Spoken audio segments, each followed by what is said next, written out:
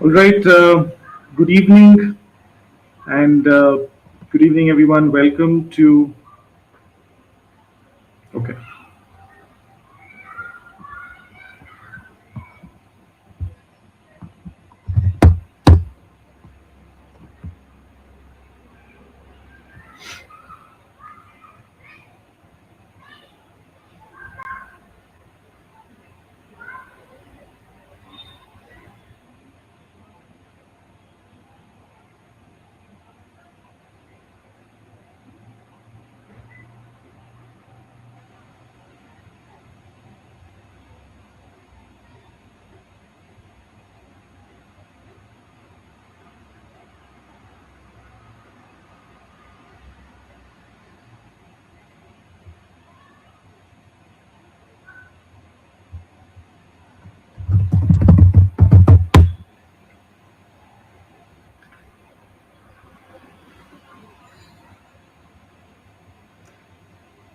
Okay. Good evening. Good evening, everyone. We are we are now. This is our first book dissection session, um, presented by the Indian Book Club. My name is 𝐈𝐁𝐂 𝐁𝐨𝐵. You can call me Loy. If you're sending me out a chat, any questions that you guys have at any point in time, or if you just want to put in any kind of a statement or anything like that, please feel free to be able to go ahead and use the chat window to put in your chats, and I will take a look at your chats as and when in the midst of the entire book dissection that we're going to be doing. With Without further ado, where if I could quickly just take you guys through what exactly are we going to be doing today. We are going to be dissecting the book Atomic Habits, and who doesn't know about the book Atomic Habits by James Clear. So this is going to be a book discussion of what exactly do we mean by a book dissection, what do we mean by a book discussion. Um, we're going to be looking at the key lessons from this particular book. All right. I know in this day and age, we don't really get a lot of um time to read books, right? And this is sees, uh, you know, our attempt to be able to go ahead and make things a little more easier for you, where we can go ahead and present the key lessons out of this particular book, which is the Atomic Habits. We would also look at seeing how exactly, whilst we are dissecting, whilst we are at it, we'll also look at practical habits that you can actually go ahead and apply, starting immediately after this call, which is going to be for about 30 minutes. Okay. Um, we'll also look at seeing how exactly we can encourage open discussions and insights, in regards to what exactly we've learned out of this particular book. Okay. And through chats, we can definitely have all of these live interactions with our fellow readers. All right. So before, again, we get directly into the book, Atomic Habits, a little about the Indian Book Club. So Indian Book Club, or the IBC as we famously call it, is India's largest community of book lovers, readers, and storytellers. So if you are still not a part of the Indian Book Club or the IBC, you've got the three ways in which the three steps in which you can go ahead and join us. All right, you just send out a message IBC on WhatsApp to this number. All right, or you just visit www.indianbookclub.com. All right, you'll receive a WhatsApp invite link to be able to join the IBC club. Now, what do we do? The IBC, or the Indian Book Club, basically is into publishing of books and launching of books. We help our authors to be able to go ahead and get their books published and launched. We are also into the publishing of journals. We do book talks. We have live interactions with authors. We have reviews of books. We've got recommendations. We've got reading challenges. Anything and everything that is to do with books. We are that one-stop shop to be able to go ahead and get it all out. In addition to all of that, just to make it a little more exciting for all of us, we've got contests, we've got literary festivals, and we've got communities. All right, communities of like-minded people where we go ahead and we discuss about books, about lessons from books, about anything and everything to do with books. All right, we are all book lovers. All right, so the Indian Book Club, again, for authors or publishers, if you want us to review your book or feature your work, please do write into us at editorial@indianbookclub.com. I'll repeat that. It's editorial@indianbookclub.com. All right, you can also follow us on Instagram. The Instagram handle is at indianbook.club. All right, so without further ado, let's dive straight into uh, one of the most exciting books that I have personally read, uh, which is Atomic Habits by James Clear. All right.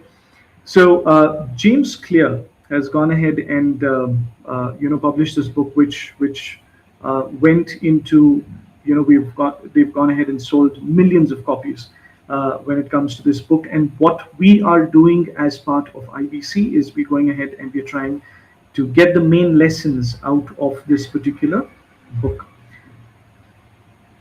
So this is a question I'll just kind of leave on the screen for a while. Do you have a feeling that you are just floating around? Right? Reflective thought. If you want to go ahead and put something out in the chat as well, please feel free.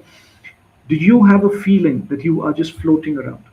You know, that you've got a dream you want to do, achieve, you want to go ahead and get a lot of things in place, but for some reason, you always just feel at the end of the day that things aren't working out. Things are just where they were yesterday, right? So there's none of those action items or that zeal that you want to go ahead and get yourself started on. That's not happening. Let me give you something else which will kind of resonate with all of you. Anyone's made any New Year resolutions? You know, New Year resolutions. I always joke about this. New Year resolutions are a time when, you know, we got a lot of that adrenaline on the 31st of December, right? That next year, you know, starting tomorrow, the 1st of Jan, I can feel it that it's going to be that year of achievements. Okay, there's something about that time of the year, right, where we feel that we want to be able to go ahead and do a lot of things. We want to accomplish all of those goals, and because of which, we put on big goals on our goal sheets. We put big dreams. We put all those aspirations that we've been thinking about for such a long time. We go ahead and we put all of that out, right? But do they actually stay? Do New Year resolutions actually work unless we go ahead and put use some kind of a system around it? The real question is, how do you break free from the daily grind and become the person you really want to be?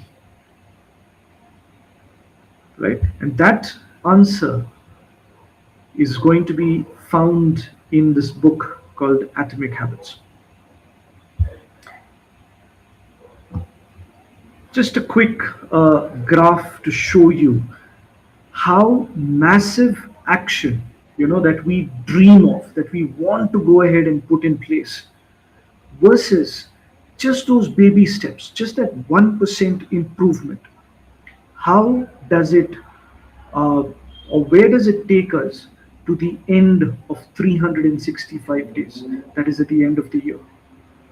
So if I just focus as a personality on becoming 1% better every day, that means I have the potential of becoming 37.78 times better than what I started off at the beginning of the year, at the beginning of those 365 days.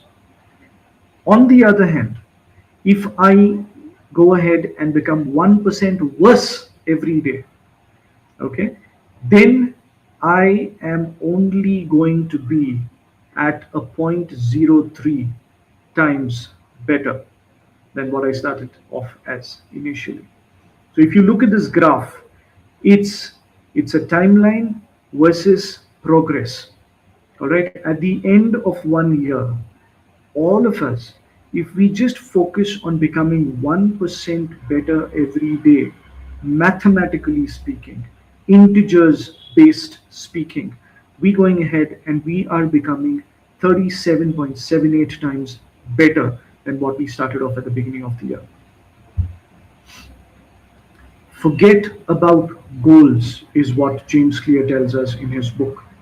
He says, focus on systems instead. Sometimes, a lot of times, we look at our,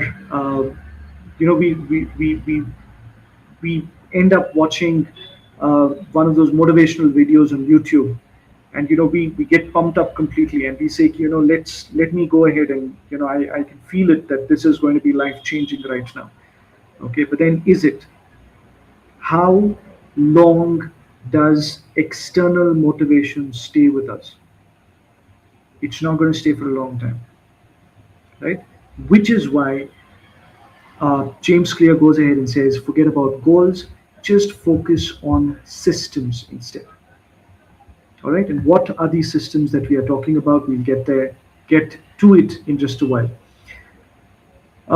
The valley of disappointment is a concept that James Clear talks about, where a lot of times we think that progress expectations. If you see that line which is going at about um 45 at a 45-degree angle, okay, that is our progress expectations. We think that from the minute we start putting in effort, that that results should start showing up, right? That's exactly how we start looking at it. That is our progress expectations. All right. However, James Clear very rightly points out that when we are building something, right, when we are building something, it's not going to be as easy as just that one straight line. Initially, you're not going to be able to see anything at all, right? Let's take an example of you hitting the gym. Okay, and it's going to be about a week's time that you've been hitting the gym, you've been lifting all those weights, you've been making sure that you've been showing up every single day at the same time, making sure you're listening to everything that your gym instructor is telling you, following a diet and everything. But in a week's time, nothing's going to show up. All right, and that is where we start feeling disappointed, right? Because you are expecting this linear line, the straight line, to be your progress expectation. However, the actual progress starts showing results at a very, very uh, later stage. Okay, so till that point in time, it is important for you to stay at it. Keep continuing to go to that gym, even though it is not showing up, even though the results aren't showing up. You must be thinking, oh, I wanted to go ahead and get those six packs. There's nothing showing up right now. Okay, but what exactly is happening, and that is where we get stuck in the valley of disappointment. I'm sure all of us have also heard about the story of the Chinese bamboo tree. You know, the Chinese bamboo tree, basically, when the seed is sown, takes about 5 years for even a single shoot to stem outside of that ground.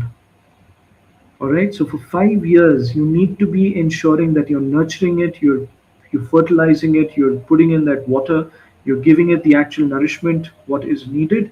But for 5 years, that seed is going to germinate only inside that ground. Okay. But in the next 90 days, that is after 5 years, for the next 90 days, you will suddenly see an absolute growth. All right, you'll see the Chinese bamboo tree growing up uh, at an absolute height. All right, and at that point in time, now there are two ways of looking at it.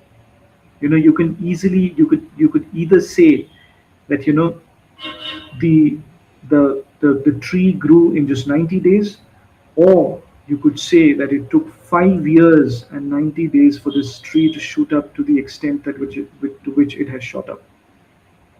All right. Uh, so that's what we are talking about in terms of the value of disappointment. Problems with having goals. All right. When we look at problems in having goals only, or only with having goals, the the concept that successful and unsuccessful people share the same goals. You know, everyone has that dream of going ahead and making more money. Right? So all of us are in that state where we want to be able to make more money. Now, successful or unsuccessful, everyone has that same goal, which means there has to be some kind of a further dissection that needs to be done when it comes to goals.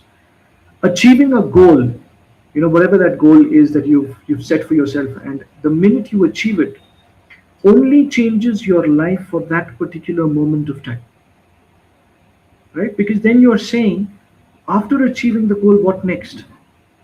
You need to go ahead and start putting in another goal in place, right? However, uh, in this regard, just for us all to understand, goals are good for us to be able to set a direction, but systems are best to make sure that we are making progress. All right. So Atomic Habits, through the book Atomic Habits, James Clear is giving us a very, very strong message that go ahead and keep goals, but goals, please understand, are good only for setting a direction in terms of going ahead and pushing us into a certain stream. But systems is what is going to make sure that we progress. So when it comes to the habit loop, James goes ahead and talks about this four-step way in which we look at any habit, for that matter. How exactly it's formed. You first have a cue or a trigger, right? Once the trigger happens, you then have a craving. When you have a craving, you want to go ahead and respond to it. All right, and because you respond to it, there is a reward. Let me explain this in terms of an example. You're sitting down, you're in a flow state, you're working, yeah, you're working on something which is very dear, very passionate to you. Suddenly there's a ping on your mobile phone. Okay, so that's a cue, that's a trigger. And immediately there's a craving. What exactly? Who's trying to message me? What exactly? What was that notification? I need to check. All right. Immediately, what do? In order to satisfy that craving, you go ahead and you reach out for your phone. You take a look at it. Your reward is that you now are satisfied that, I got to see what was the notification. If I have to also add something over here, and with the way in which our mobile phones actually work today, the minute we pick up our phone, we have a certain intent with which we have picked up the phone, but a lot of times we end up 1 hour later realizing that we've just spent time watching reels. Okay, and what we initially intended to do on the phone, we've not done it. So that's the habit loop that James Clear is talking about. All right, there's a cue, there's a craving, there's a response, and there is a reward, and because of which this starts becoming a habit. All right, the minute there is a ping on the phone, there's a craving, you check who's sent you what, and your reward is the satisfaction that you got to see who exactly sent you what. So James Clear, in order for us to be able to understand the entire book, has put it very easily in terms of these 4 laws. All right, the 4 laws. Law 1 is basically whenever it is that you're trying on a new habit. All right, law 1 is make it obvious. All right, how do we make it obvious? Create something called a habit scorecard. All right, now I know, going back to the first slide that I showed you where I asked you the question, do you have a feeling that you are just floating around? right? Okay, so how exactly are you making sure that you are taking your life in your control? All right, that you are controlling your life and you're not letting life control you. Okay, so first and foremost, you go ahead and you create a habit scorecard. What do you mean by a habit scorecard? You use, if you see the legend which is there on the right hand side of this image, right hand bottom side of this image, plus means a good habit, equal to means a neutral habit, which means this is something that got to be done. A negative sign or a minus sign means a bad habit, and a star, which means a new habit. All right. So you go ahead and you clock down your entire day into all these tasks. All right, where you go ahead and you say, I need to wake up, I need to turn off the alarm. All right, if you see right next to it, there is an equal to sign, which means this is a neutral habit. Obviously, you've got to wake up, obviously, you've got to turn off your alarm. Check my phone. This is what I generally do in the morning. Put a minus sign to it. Okay, which means that's a bad habit. Checking the phone as soon as we get up, uh, we all know is not the best of things, but we automatically are driven or drawn to it. Okay, so let's make sure that we don't. So, which is where go ahead and get this, put a scorecard to what exactly you are doing when it comes to how exactly you're looking at your entire checklist.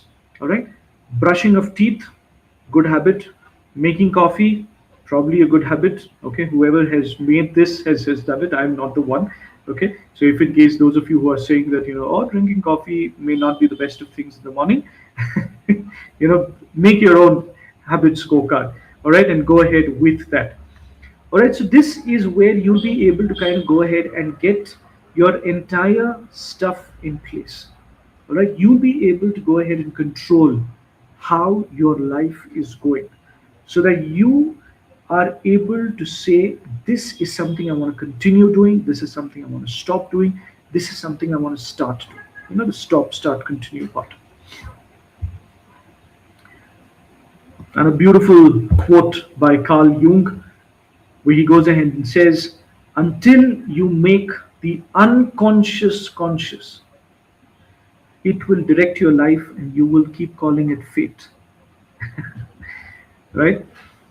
Um, I'm gonna let that be there so you can absorb what Carl Jung is saying, as deep uh, a person that he is. Carl Jung says, until you make the unconscious conscious, it will direct your life and you will call it fate. Set a time and place. Divide your entire house as, um, this is the place I'm going to sit and read a book. Should not be the same place where I also sit and watch a movie. Should not be the same place where I go ahead and lie down and snooze off a little when I am tired. All right? There have to be different spots in your house. Set those places, define those places, and set different time zones.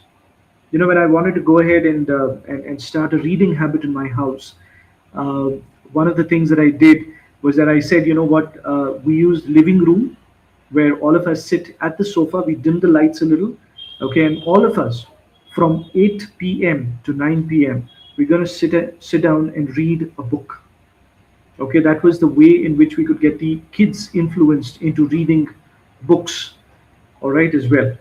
So as much as is possible, set a time and place, because there needs to be that discipline for us to be able to go ahead and do what we intend to do.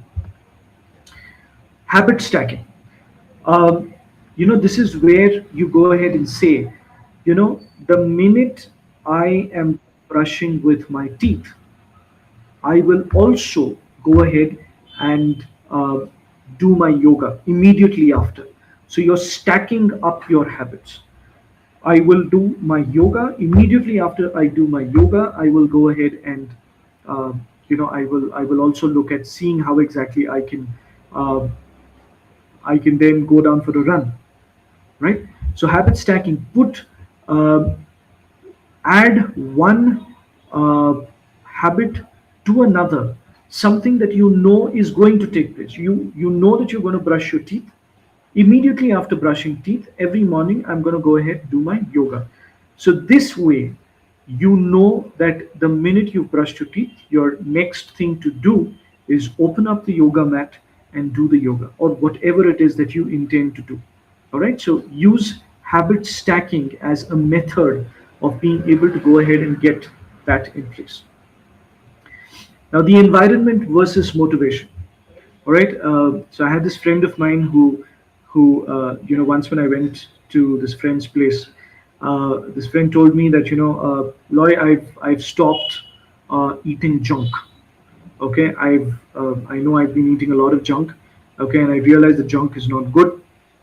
So I've made it. You know, I've taken an oath that I'm not going to eat any more junk right now. Okay, and I said, wow, that's very nice, good to hear. Okay, and then we went into the kitchen. We stepped into the kitchen to make some tea for ourselves. And the minute he opened up the pantry cupboard, pop, there were three packets of chips that just fell off the pantry cupboard. So how are you prepping your environment to be able to make sure that your environment is in sync with what you want? Okay, now you say that you want to go ahead and read books. Okay, where's your library? Is it right there in front of you, where you are, or is it that you've got all your digital gadgets right in front of you? So how do you prep your environment versus just saying that I'm motivated, I'm going to go ahead and do things? So making it easy for yourself to be able to go ahead and adopt a certain habit, right? Law 2 is make it attractive. All right, put those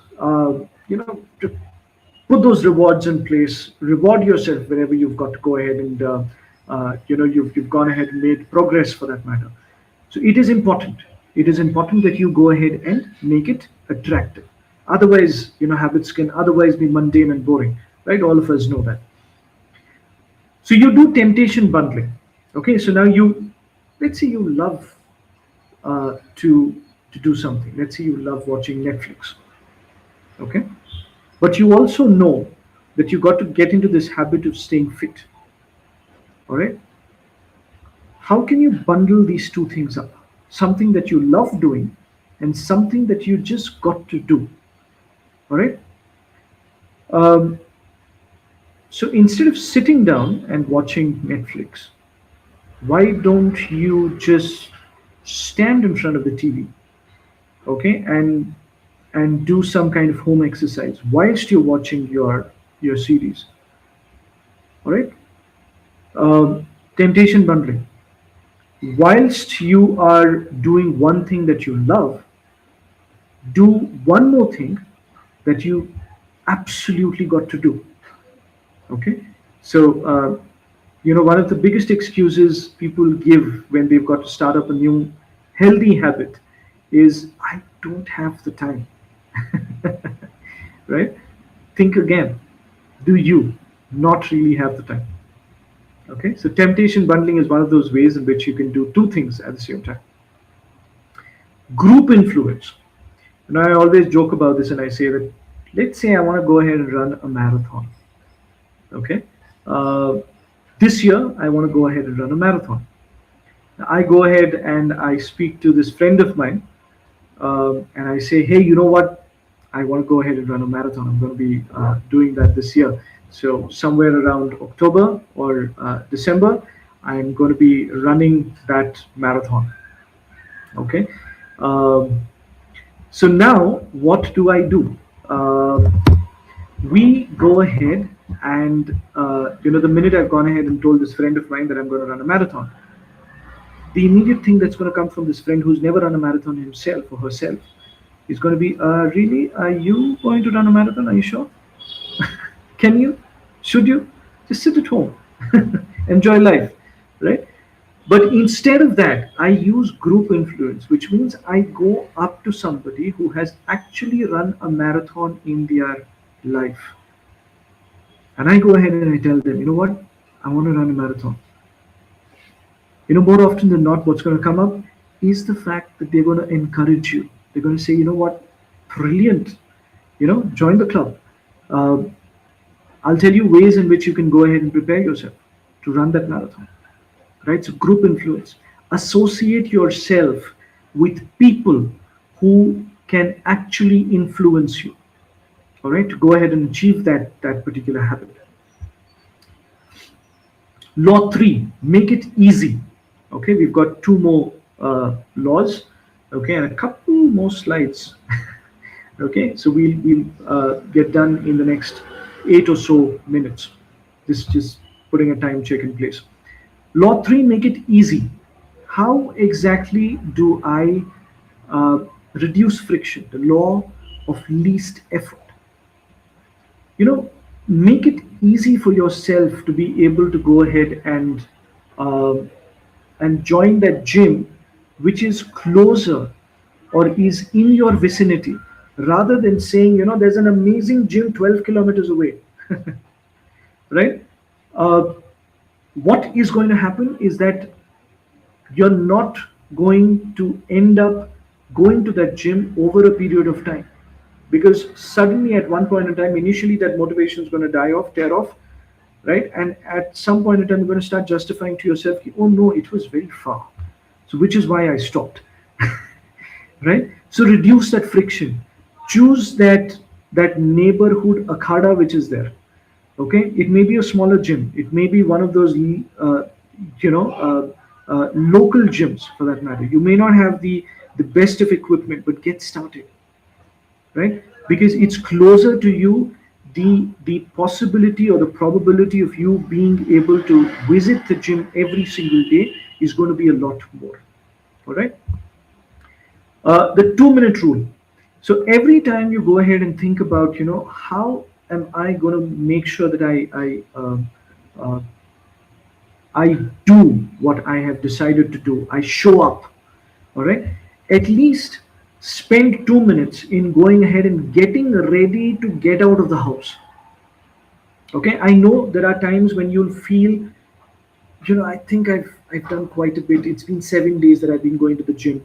Let me probably take a break. Today is one of those days I'm just feeling like, just laying low, laying under the blanket. Uh,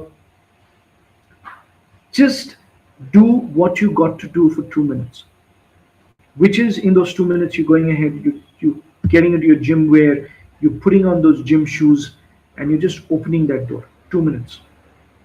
Trust me, the rest of it will all fall in place. Okay, so stop procrastinating. It's a 2 minute rule that will get you still to show up. All right.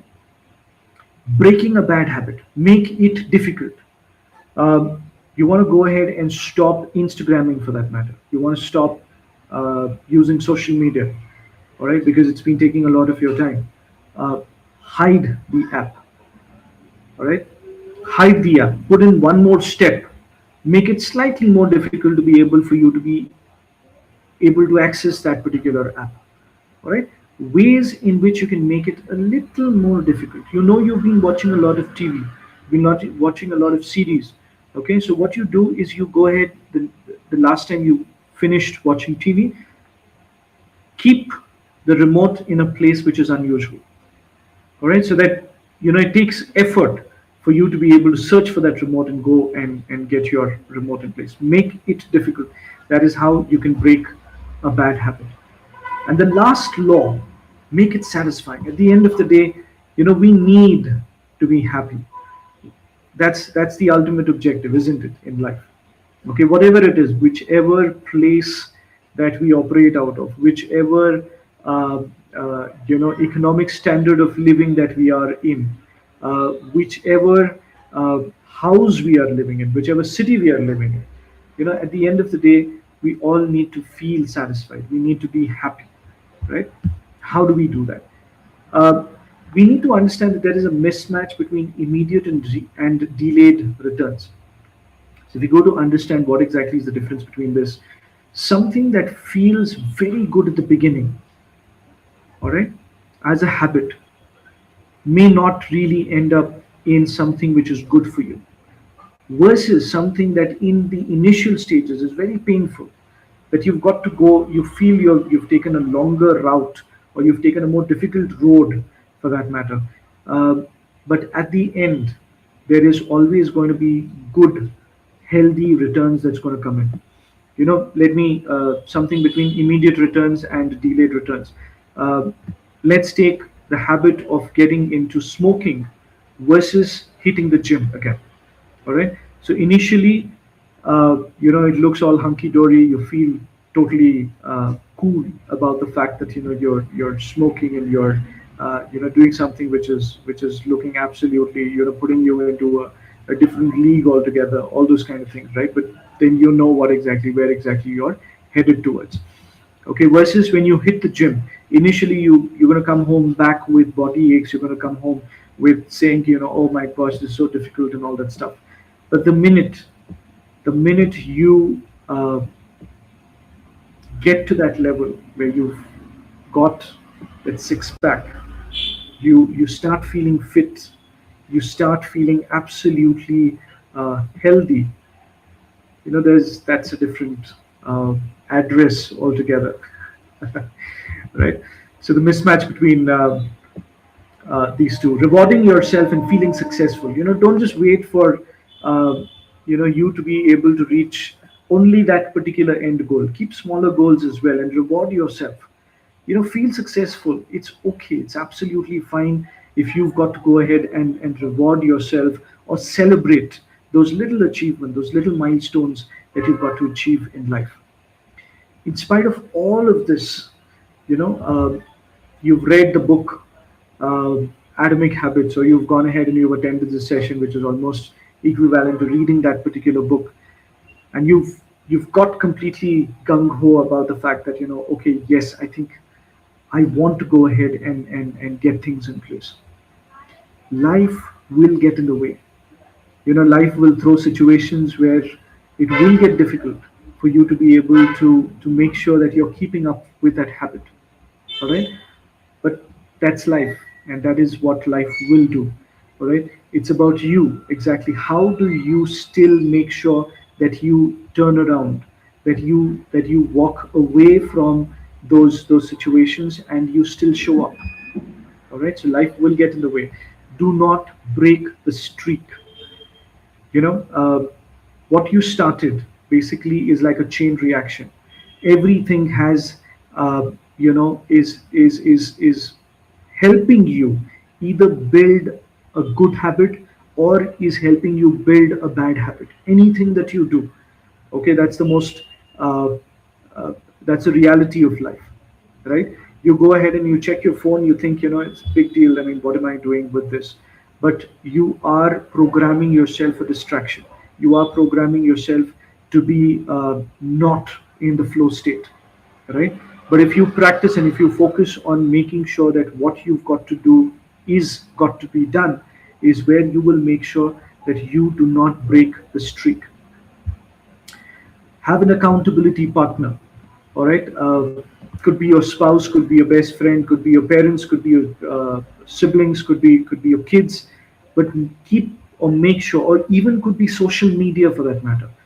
Post it out on social media, any which ways. Instead of going ahead and using it for all kinds of other purposes, we use social media to be as an accountability partner for us, so that we are able to go ahead and use social media as something, as somebody, whoever is out there, so that they we are making ourselves accountable to them, right? So with that, we come pretty much to the end. Like I said, I would take another 8 minutes, and I did take about 9 minutes. All right, but again, in a nutshell, we're going to be catching up as much as possible. We're trying to catch up every Wednesday at 8 p.m. We're coming up with new formats. We will be doing book dissections. We'll be doing other formats as well, where we'll be talking to authors. We'll be doing book readings for kids. There's a lot of things that we are looking at going ahead and accomplishing. We definitely need all of your support, all of your good wishes, and as much as is possible, we will see what can be done and what best can be done. So with that, I'll just quickly check if there is any questions that have come by. Uh, all right. Uh, so with that, this is Loyson Pace, Loy, uh, signing off for the day. I'll see you guys at 8 p.m. next Wednesday. Look forward to our next format as to what exactly we're going to be doing. Okay, and keep those registrations flowing in. Thank you so much, and have a good rest of the evening or the day for that matter, from wherever you've joined. Thank you so much.